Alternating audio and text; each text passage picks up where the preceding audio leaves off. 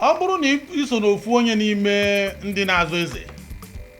ọ kachasị ọ bụrụ na Anambra steeti biko gekwa ntị ọ bụrụ na ihe ibu n'obi bụ ka ị gaa nara ọchịchị ka a na-enye gị nwa ụmụ opekata mpe a na-esi n'aka gọọmenti Soludo Nwambafọ ekwuo na sị na ọ bụ ha na ị chọrọ ịchị obodo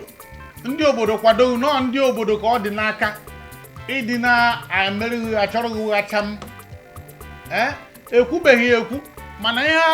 ndị mmadụ na ha na-enyere anya kịta bụ na enwere m etu ọ ga-esi dị ọ bụrụ na ndị gọọmenti ga-ewepụkwa aka n'inye unu nwa ya bụ ego a na-enye unu dịka ndị eze obodo ya bụ ọ bụrụ na ichibeghị echi ji nwaanyị dịga adịga chekwaa ya ọfụma maka na ị ga-adịghịzi ya. These men that you have selected or elected as your traditional rulers, also your responsibilities from today onwards. Many will find this segment a little bit uncomfortable. That isn't true. Nothing validates a community to have a traditional ruler. There is no law that says you must have a traditional ruler. There is no such law. But if you've chosen to have one, that office is also the responsibility of the community. It's the responsibility of the community each by that office. That's what they say.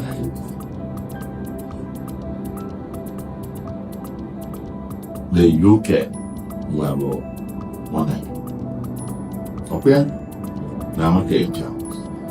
yes. They take care of the money.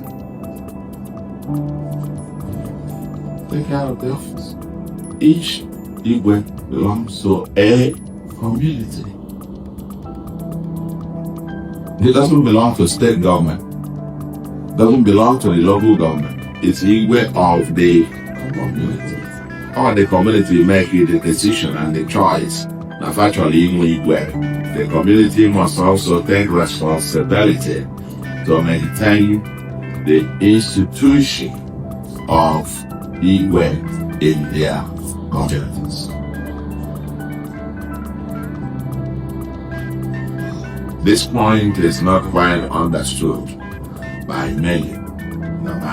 but it bears emphasis, repeating, that is what it is.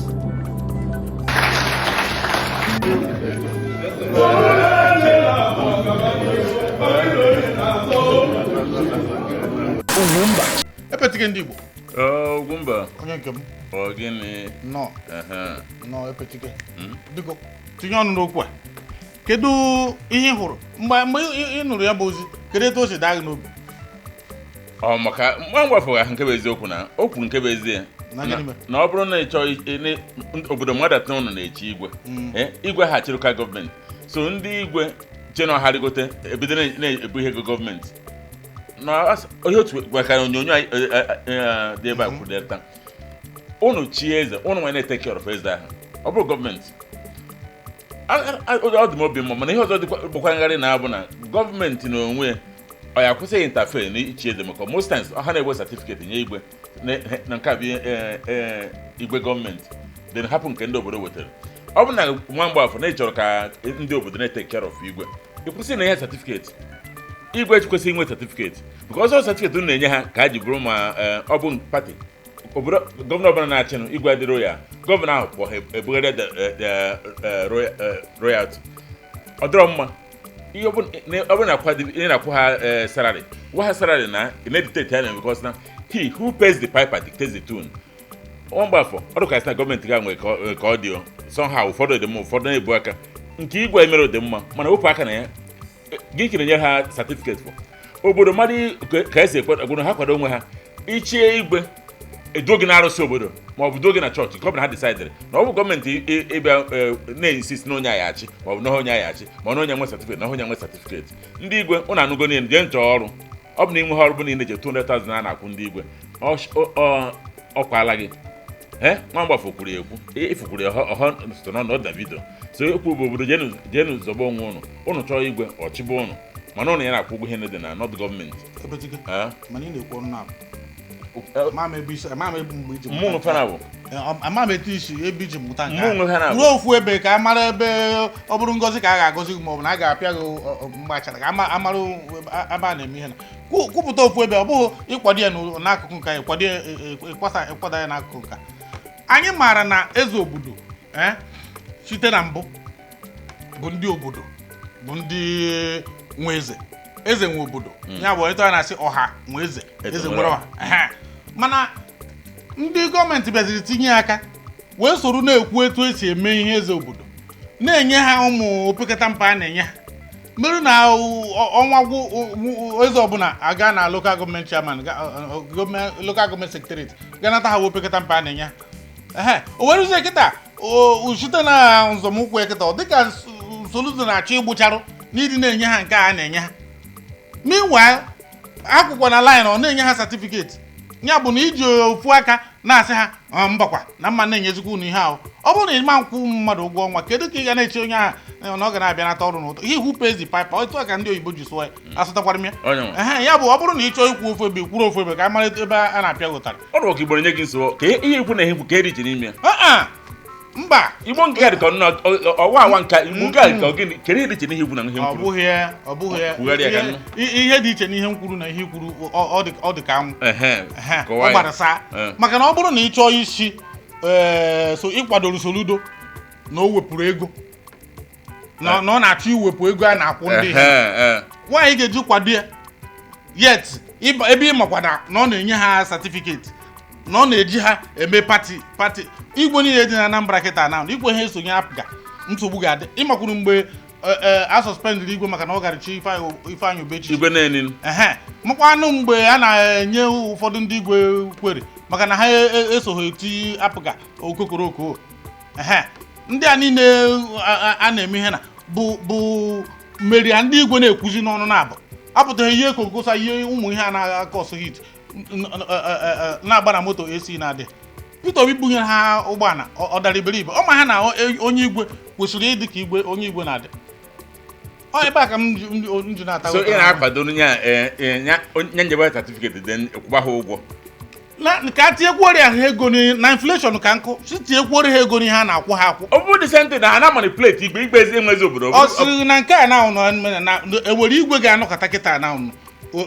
gọvanọ tie praise the Lord ka ọ ghara ikwuru ọtọ kwe hallelujah o nwere n'ebe igwe Nnewi onweghị ikwe ime n'ụwa mba igwe Nnewi bụ nke ahụ bụ ancestor mba gee ntị enwere etu esi egrade ihe ịmara ndị ọ na-agwa bụ ndị na-etibe ka onye ọbụla kwado Anambra enwekeweghị nsogbu ndị Igbo ndị ọzọ nwere maka na Anambra enwekeweghị autonomous ọ bụrụ na autonomous bata na Anambra ịfụrụ na igwe na-abụ steeti ọbụla na-enwe igwe ya bụ kedu ka obere nke ahụ na-akwụ ụgwọ eji bịa nyenwe unu nsogbu nke bụ na achọziri ka ọ maka na unu chọrọ ịrụ ahịa Ọnịsha ka a ga-eji wepụ ego a na-akwụ ndị igwe asịkwa m na-ewepụ gị mana a na-eji isi ahụ amụ ụtọ mana ịmara onye mwepụ ka a chọrọ iwepụ ya nye kasị a na-ewepụ ya si wepụ inye certificate na iche ha kwa apụga igwe na ogide oye konkosa oye pati wuye okwu kwuru ọtọ na nke ahụ ma ọzọkwa ihe anyị chọkwuru ịjụ bụ unu hapụ na mụ na epetike na anọkọta ya kụwa ọzọkwa ihe anyị chọrọ ịjụ bụ kedu ihe eji nwee Ministry of Chieftaincy Affairs na local government a na-akwa ndị na-arụ ebe ahụ a na-akwụ ụgwọ ndị na-aga akpọ ụtaba na local gọọmenti a na-akwụ ụgwọ ndị na-arụ na that ministry ọ dị na steeti ọbụla ka ezi ihe eji nwee ha ọ bụ na enweghị iwu kwadoro traditional rulers maka na enwere traditional rulers council na the whole of Nigeria nwee ndị nke south nwee ndị nke south south nwee ndị nke south east ọ pụtara na enweghị iwu kwadoro ndị a yes ihe kwuru bụ eziokwu na enweghị iwu kwuru na obodo ọbụla ga-ewu igwe maka ama m na ndị ọsụmeyi ekwebeghị ewu igwe ruo tata mana ha nwere PG enwere etu ha si anabata ihe na-abịa n'aka gọọmenti achọkwara isi ha ngwa lekwa ebe unu ga-atụnyere ha kpatara na onye ọsụmeyi dara elekshọn na ọsụmeyi na-adakwa kamgbe mana nke ịbịachizi ijiri ofu aka nara ha nke ajụ ọ dịghị mma ọ dịghị mma kwuru ofu ebe Ugwumba o nwere ihe ikwu na m chọrọ iti ọnụ ma ha nkọzi na-ekwu isi that na wee chieftaincy commission for chieftaincy affairs na ndị so enu ministry kedu why eji enwe minister for works for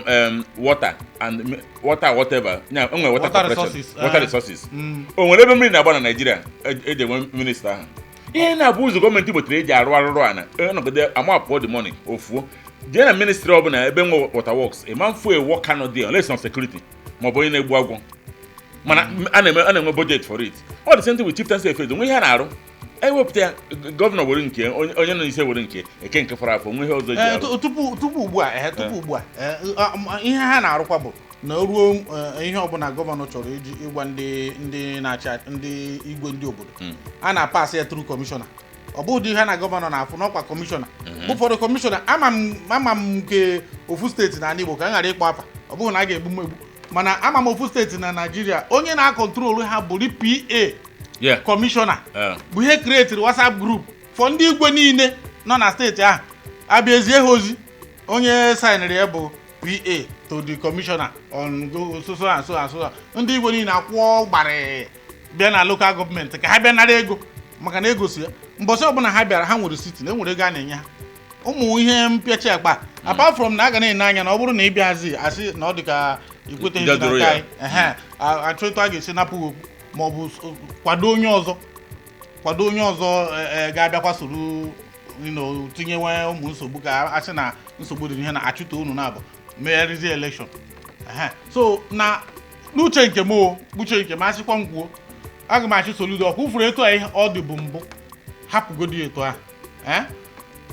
ọ dị mma na ị gwara ndị obodo ka ha jiri aka ha na-ete care of eze na ndị ọ ga-ekwewu omume mana amata na ọ bụrụ na eme ya etu ahụ dịka ọ dị n'ọtụtụ ebe n'ala Igbo tata na ndị na-abịa ichi eze bụ ndị 419 ndị ekperima agara bute ike mara ebe ha si bute ụmụ ego pụtazi na-aghata ọsị obodo ụlọ steeti ndị ọzọ a na-ekewere ha ụmụ autonomous ka ha bụrụ igwe mana Anambra ọ dịbeghị etu ahụ ya bụ na onye bụ onye igwe ma ọ bụ eze obodo kwesịrị ịbụ onye rijuru afọ onye na-adị agha ụgha onye nwere ofu ire na-abụghị iwe ire asaa mana ebe ọ bụ na o nyere nsogbu ifu ụdị ahụ ka ị ghara ịbụ na ị kpọziri ya kịta na after all na ada akwụ ha ụgwọ ịkpọrụzie ya kịta na kpọruo n'ụdị na ịmakwa na enwere ndị igwe na-ebighị na steeti ebe ha na-achị many of them na ama m igwe bi na ugwu Awụsa rukwe kịta o nke bi America ya bụ ọ bụrụ na nke m gara ihe na Enugu bụ oru mgbe ọ ji eme ọfala ọbata 2 weeks to the time a na-eme ọfala ha nwere WhatsApp group etu a ka esi ji achị obodo ihe meghachi gakwuo ya bụ biko ọ bụrụ na ị na-ahazi ya ka ọ dịtụ mma karịa dị ka ọ dị maka na nke a nwere ike ibute nsogbu nye ebe nsogbu dị adị maka na ihe gbasara eze obodo na ala Igbo ọ ghasapụ na nke fọrọ ya bụ ọ bụrụ na isi na ọ ga-adị etu a kpọkwa anyị etu ọ ga-esi dị adịkwa ama ndị be anyị na iwelata okwu etu esi kado anyị anya genụ ntị problem anyị nwere na ala Igbo na Anambra steeti bụ kemgbe gọọmenti bara n'ime take over PG before ha zọ PG ka esi azọ kịta na-azọ PG ka esi azọ local government chairman because na ma ntụmụ aghụghọ ma oshi ma ngwe m niile dị na gọọmenti na sponsor ana m na PG obodo ọbụla na Anambra steeti ya dịrụ ya to apụga the same thing with igwe ọ bụzi merit obodo ya ewepụta mmadụ sonye ka a chọrọ iche igwe gọọmenti ewere certificate nye onye ọzọ so ọ bụrụ igwe apụga not igwe obodo anyị ha mebisi na mbisi ife mana o nwere ihe Ugwumba kwuru m chọrọ disagree with ọ sị na o mere igwe achọ certificate ifuru igwe achebe omume certificate gọọmenti eme ifuru mgbe a na-eme ihe na mgbe onye kwachi na ya azụ mgbe ha batara na etu ha si bata n'ọnọdụ obodo ha mana ọ bụghị enyekwara certificate o jikwa certificate amakwa na o ji certificate kama na certificate abụghị asị na onwe ihe o ji eme na nke igwe mba ukwu igwe mba ukwu ịghọgide ara akpọ ndị igwe bịa ka unu jee na paras fụ gọvanọ ụnụ anya fụ ya maka ọ bịa nọ na-agba ọsọ ịfụrụ nke Nnewi ndị igwe nwere ebube onweghị certificate unu eme obodo gbakọ chiefe igwe were ntọ na ana were ụmụ kịrịkịrị ife dị na ana wee chibe ha igwe ebe ha bara ịba mba nwunye igwe ndị certificate ama mba nwunye igwe ndị na-eyi agbada aha agba nwunye ezigbo igwe aha eyi agbada ya gbada akwa party mana kete mebisa n'ihe niile na so chari nwa mgbe afọ bụ gọvanọ biko nụ gekwentị ọkụ ifuru ndị igwe a like Ugwumba yọrọ na ọsụ nke nkwado ka alụba gị igwe anya ọ bụrụ na 200,000 a na-enyefe kwụsị inyefe ya onye mere je chọọ ife ọ ya eme ka ntụrụ anyị kwụsị ọ chọzie ka ha chịkọnatara ha ihe na ọ chọzie ka achịkọnatara ya ụmụ echichi ya na nnechi dịka ọha mgbe Tinubu bịara Anambra mgbe ọ bịara n'Igbo ọ bụghị na Anambra ka anọchi echichi Buhari ọ bụghị na Anambra ka anọchi echichi ka ezizi ga-echi ma ọ bụrụ na ọ kwụsị inye ha ụmụ ha nke onye na-akwụtoro echie mana dupụta mbụ dat na ọnya ga eji politiks mebisie niile ndị Igbo kwesịrị ịbọ merit ị mara bifo na gọọmenti bịa like gọvanọ bịa obodo o ya ebuzo jee na palas igwe mgbe na-abịara igwe ahụ eje na nke gọvanọ prezidenti bịagodu chọkịta kọmishọn ife lesi na ọ na-eje na Nnewi o ya eje na palas igwe mana kịta bụzi igwe eje mitie na kanopi ihe na ihe a na-ekwe na edeskreti omenala Igbo asị na gọọmenti so unu na anyị na-anya na ya biko senata aka two things ịchọ ime ihe merue n'isi ịchọkwana gị ime ịcha n'ụzọ ịchọ ka ị ghara ị na-enyezife ego ahụ kama na ebe gọọmenti a na-eje eji sị na obodo take care of iwepụ aka inye ha certificate wepụ aka ịkọntrol ndị igwe wepụ aka ị na-akpọ ha mitin ịchọ ife igwe je ebe ha ịkpọ ha nwere mitin onwe ha nọta ịbịa na gọọmenti haza a na-enye ha 100,000 ma 50,000. Thank you very much. Thank you very much. Okay. Mana ọ bụrụ na ikwuo nke na-adịghị ya atụfuo m okwu hapụkwa ha adịghị ama oru echi ikwuo nke bara uru nwamba afọ biko ịma na enwe mgbe ụfọdụ mmadụ na-ekwupụta okwu isi ka anyị test ya waters ka ị mara etu ndị mmadụ ga-esi ime ihe na ọtụtụ ndị mmadụ anyị na ha kwunara nakwa n'ime obi a ebe anyị nọ tinye okwu ọnụ kwuru ego a na-enye ha bụ ego na nwa ụmụ opekata mpe a na-enye ha eji asị ha taa mechie ọnụ mere ha ji dilo ya biko gakwa n'ihu na-enye ya mana ọ bụrụ na ikpebizie ịkwụsị ihe gbasara ịdị na-enye ndị igwe ego ọ dịkwa mma na ụdị nke ya o kama wepụzie onye ọbụla nwanne ọbụla onye mụtara ọrịa nwanne na ya mụta ufie ya bụ wepụzie aka n'ihe ọbụla gbasara ihe ndị igwe wepụ aka n'ihe ọbụla gbasara ndị PG mechie Ministry of Chieftaincy Affairs na local government ka a mara na onye ọbụla nọzere onwe ya ebe a ka okwu nke m bụ epechika ya na ndụ anyị ọgwụ ha n'ọnụ ka ọ dị emesịa